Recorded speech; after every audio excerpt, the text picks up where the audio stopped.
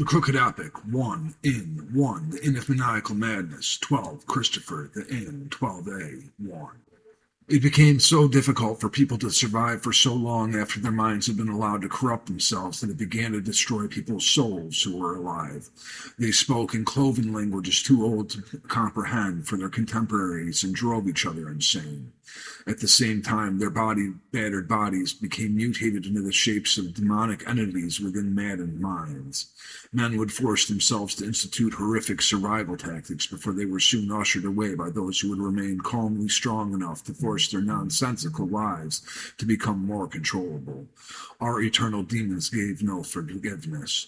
Soon, the insane and madmen of centuries and millennia began to push harder and faster to write those words of history meant never to be understood by life on Earth. Their compiled writings were collected sometimes, chronicled and reinterpreted by both sides of this war on Earth, between the undermined and the underprivileged. This was the beginnings of new ways to look at the afterlife, where both good and evil were given their chance to transcend their original purity, which mingled with the writings of the heaven and gods therein, like kaleidoscopes viewed by colorblind eyes. Some things never directly pertained to anybody. Is it not with your offspring that your legacy of blood and the history of divine stories re-begin? Christopher Good shook his head, unsure how far he had walked, and confused again at his auditory sense of distinguishable vocal recognition. Then he realized his sight had never been lost, although that night had invisibly poured purblind through him during his most tenuous moments. He was inexplicably surprised. He saw the shadow of a portly man through a cottage's open door. He remembered it was not a house, but it felt oddly familiar where it stood against the wasteland and bleak sands of an untouched desert. Come inside while we have room. The man's voice was compelling to Mr. Good, reassuring and even therapeutic and dignified. Strangely melodic in a world that had fallen through madness and death so quickly, meditative and reflective of peacefulness.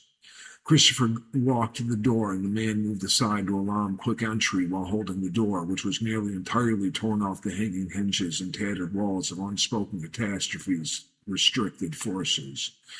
The man was a spirit, a shadowy outline of a long-gone savior and messiah to the Hindu people whose downward climb from the highest mountains on the earth's surface had built a natural wall far enough from these enslaving powers which were held like menacing executioners' guillotines to the north, from whose duly observed self-sacrifices were the beginning of traditions which were intended to construct faith for those whose architects had no hope left yet to hide in plain sight. Buddha was standing with his wide belly now facing the center of the room. There is someone else who has followed footprints through the deserts, someone who walks alongside us even now, circling this domain of witchcraft and evil.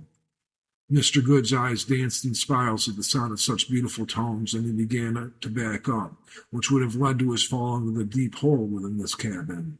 As he felt slowly ease into a state of woken dreams, he saw the shadow's chest heave and his brow lower with an unbreathing sigh, stopping short his backward fallen hospice. He also heard a whimper at the shadowy apparition, looking back up at him with simple focus, and felt the walls shake slightly. The whimpering sound was not from the cellar and was meek and scared. Whoever made the noise quickly gasped as Mr. Good's fathering intuition repaired his fear and made his inference easier, nurturing an internal purposefulness. Do it. The shadow spoke, and the small child outside began to cry louder. The urgency was apparent to both Mr. Good, whose life had long ago undergone hardships which made his mentally crucially interpolated with Buddha's immediate reaction.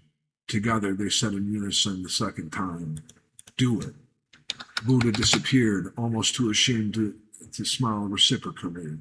Jacob reappeared in the cave above the Goods house and simply walked home.